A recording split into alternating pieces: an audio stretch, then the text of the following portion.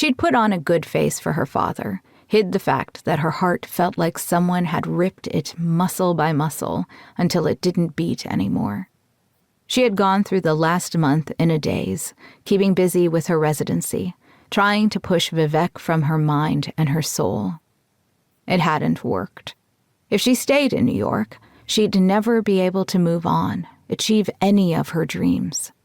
She'd think about that pregnancy test, about how much she wished it had been positive. She'd obsess over whether she'd made the right decision to leave him.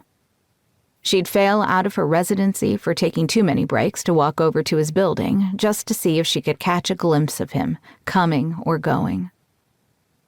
The only bright spot in the entire fiasco had been getting closer to Nisha. The connection she'd sensed between her and Nisha had blossomed once the secret of her parentage was in the open. Nisha was her half-sister, and regardless of what happened between their parents, they were determined to have a relationship with each other.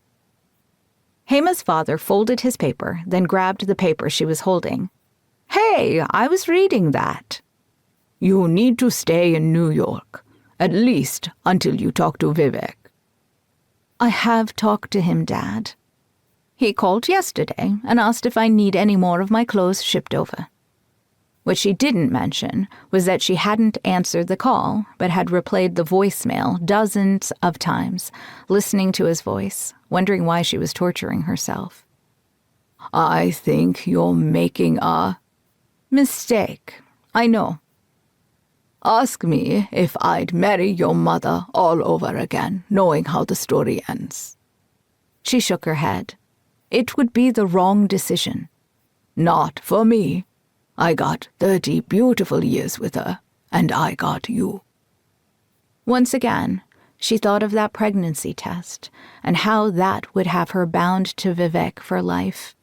It wouldn't have let her leave. Except, would she have been happy wondering whether he was thinking of Divya when he made love to her? Stressing about whether he was happy with her?